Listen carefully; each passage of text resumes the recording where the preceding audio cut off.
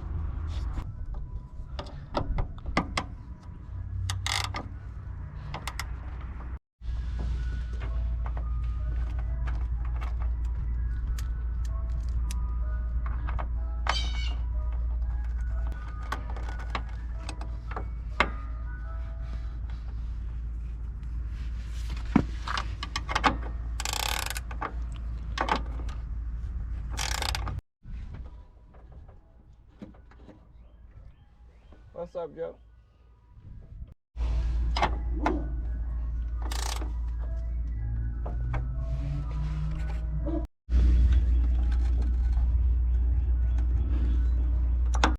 Alright, so that's more or less set up. Everything's nice and tight, like I said. I'm gonna go ahead and put this one on. The only reason why this wasn't on the entire time is because, what do you call it?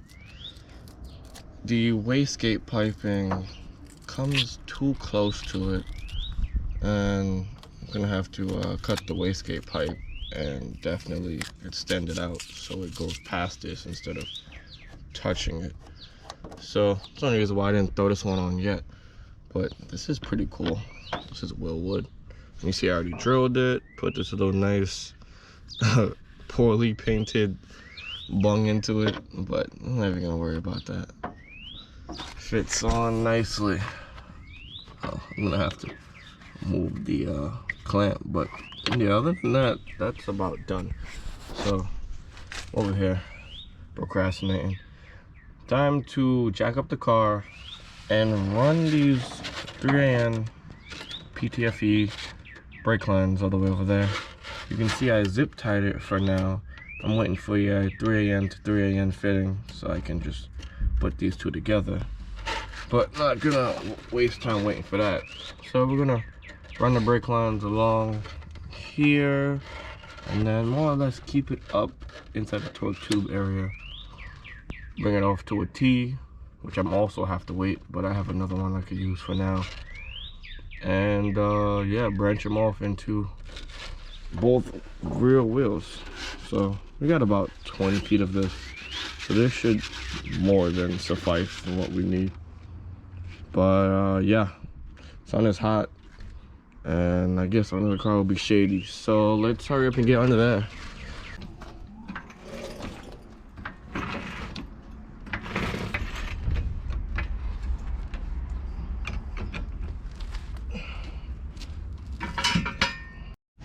Alright, so under the car now. The car lifted on my trusty truck jack stands, not Harbor Freight. I'm gonna try and use these little clips that we got here.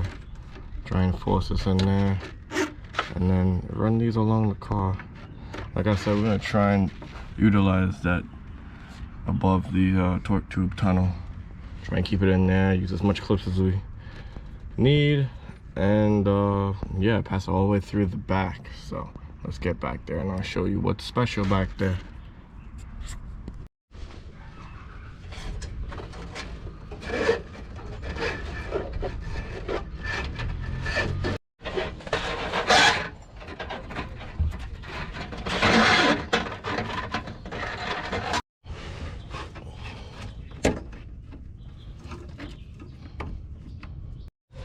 Alright, so this is perfect enough.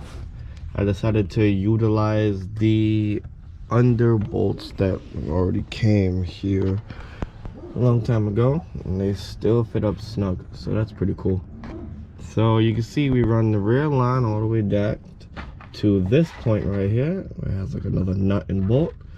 And I ran it all over here because it already had like a Y over here that conveniently had a bolt all the way through it, held by this one.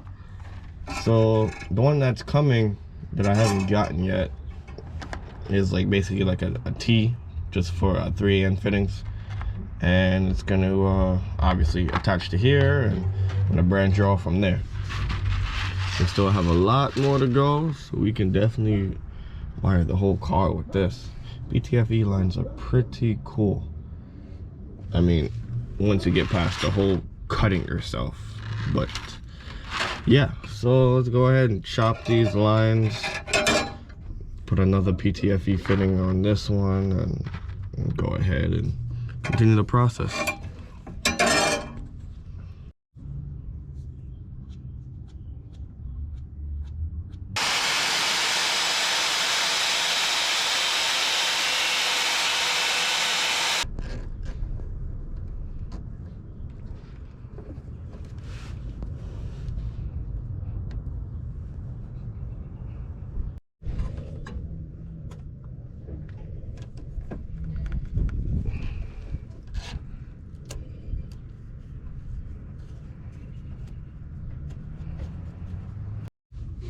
Alright, so now that this line is nice and made, just gonna wait for that T fitting in the mail. It was a nice stainless steel one that has a hole through it, so that would perfectly mount up. While we're under here, I guess we could start talking about the fuel system now. Let me get to the back and show you guys what we got back there. Right, so under here, we have two Walbro 340s. Shotgun, double barrel, all the cool names you want to call it. Mounted to this plate. this plate's actually it's nice, honestly. Could be better. Did this a long time ago. So this is the two 8AN feeds, turns into one through a filter. I believe that's a Russell filter, and goes all the way down the center tunnel. So pretty nice. You can see it splits off back into two here, went to one, comes all the way around through this grommet, along attached to the wall, and nicely tucked up and into the fuel tank. You see the other side of the fuel tank, you see the 6AN return. We just have clamped here. It's more or less, you know, if you guys could think of a better fitting for me to do this, then yeah, why not? But yeah, we just have it clamped. It's just a return line, and again, that goes all the way up over the transmission and through the tunnel. They both meet up in the engine bay, and you guys saw what we're gonna do there. So I guess there's not really much left to do with the brakes, but we can mark up the two sides. So this one, for this side I might buy a hose, or I might already have a long enough hose to fit. Go straight to there, and next one we're gonna size it up, go over the transmission, I believe, straight into this wheel. So not much left with the brakes to do. Then we get to start on the fun fuel stuff. Alright guys, we got this side ran, that side ran. Perfect. Sounds like my neighbor's having fun over there. Jeez. Alright, now let's get to the front. Alright guys, move on to the front of the car. We're going to start messing with the flex fuel sensor. This is a flex fuel sensor, I guess Continental, GM. These things are all like generic, really. It's crazy, like there's no like, they don't really make them, like AM doesn't really make these things. Just rebranded, really. Don't quote me on that, but yeah. So it's a flex fuel bracket with the two 6AN fittings on the ends, and then we got this nice little billet bracket for the sensor, courtesy of Auto Sports Engineering. This is actually nicely priced. It's only like 44 bucks. That's pretty cool. So I'm just gonna, I guess, slide this in here, snap this in, and then it has one mounting point, which I'm gonna like align with like a rubber, so there's no vibration off the chassis going onto the sensor, potentially messing it up. Yeah, let me put this thing together and show you guys where we're going to be mounting the sensor. Alright, so now that we have this bracket all nice and secure in here, I really like this one because it has like a little hole in the back. You just screw it on it. It's like a little hole in the back of the sensor too. So it's nice, just strategically placed so it doesn't move around in the bracket. That's actually pretty cool. I haven't seen that on the other brackets. It's the cheaper ones, I guess. But yeah, we're going to be placing this right over here. I'm gonna make sure it sits nice and flat. I'm gonna put rubber behind it, obviously. So what we gotta do is drill our hole. It also comes with hardware. It doesn't come with the riv nut, but drill our hole, find where we're gonna put it, and most likely like right here. Riv nut this in, and it should be perfect.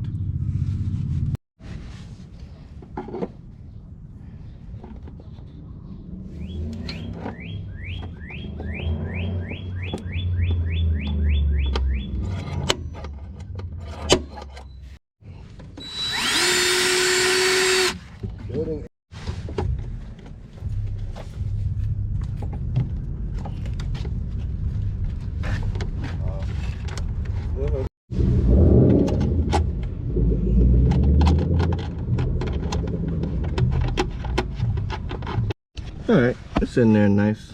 It's a little bit wobbly, but the second I put the hoses to it, everything will stiffen up really.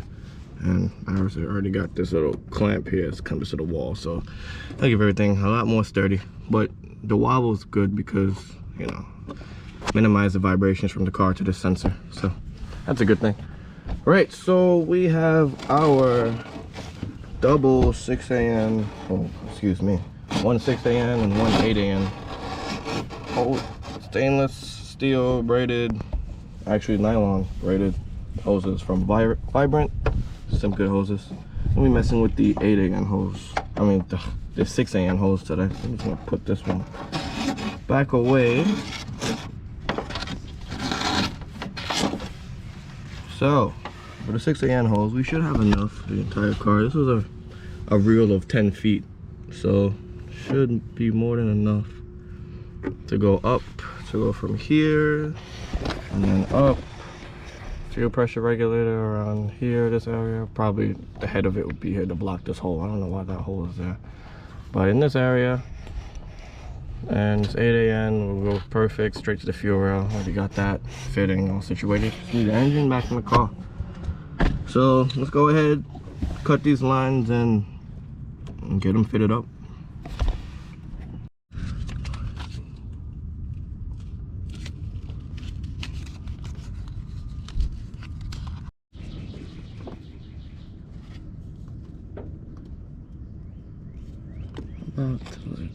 So looking through my arsenals of 6 ANs, and I only have straights, and I know this corner would really benefit off of like a nice 45, just like that. And especially this one too, it would angle up, be nice against the wall-ish in this area, and then, you know, perfectly go up. So I'm not trying to kink any of the lines. I want everything to flow nicely, so I'll wait for those two fittings to come in. But until then, we can move on to the sheesh, what was that? We can move on to the boost control solenoid. Another thing I got from AEM. Thinking about mounting it in this corner right here, and then probably use like 4 AN braided lines to like feed it straight to the turbo and whatnot. So let's go get that. All right, so here we have our nice AEM boost control solenoid, and this bracket from Innovate Motorsports. It's alright, I guess. Could be better. I might spray it black. It's not really going with anything with the theme. Oh, it's actually upside down. So I'm gonna connect this up and then find out where we're gonna mount this thing. I also need a long enough screw. It didn't come with a long enough screw, so that's actually weird. But yeah, let's mount this up and let's see. Yeah, this thing's set up here. I like the little spacing it gives me off of. I'm thinking it'd be perfect right here. Sticks off of the wall, still hidden by the pillars. You know, it's not really all that important. It's kind of blue colored, so we want to hide it as best as we can. I don't think I'll use this such big washer though, but definitely right here. The turbo and the wastegate is in this vicinity, so I think right here would be perfect, either here or there. Have it more hidden. Right now it's kind of harder to access. Matter of fact, you know, I think it might be better here. I'll see.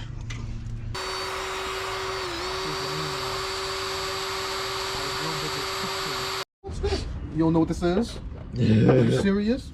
That's a question.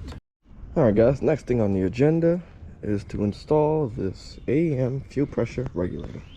So I have these already adapted to 6 AN, both sides for the return. I'm thinking about placing it right about here on the engine bay. Not too high, not too low. Remember, we're gonna have to run a line from the FX fuel sensor down there and run it up straight up here. So yeah, that's about it really. I'm gonna mount it up, but nothing really permanent yet, so I guess I'll get to that later. This thing is really nice. Ooh, that's nice. Alright, so let's go ahead and end off this video here. Definitely not the best mount made by Innovate Motorsports, or whatever you guys want to call yourself. Definitely not, would not be buying any more brackets from these people. But it's on there, made it fit. I put some rubber grommets behind it to try to minimize the vibration, but definitely tightened up next to the grommet. The little tiny bolt that they supplied was really horrible. But yeah, enough with the ranting. That's about it for this video, man. We did a bunch of stuff. Also added that, but yeah, that's not a part of that video. You ain't gotta worry about that. So don't forget to head on over to unsystematic.co, get all your unsystematic needs situated, and don't forget to comment, rate, and subscribe. Don't forget, never stop modifying.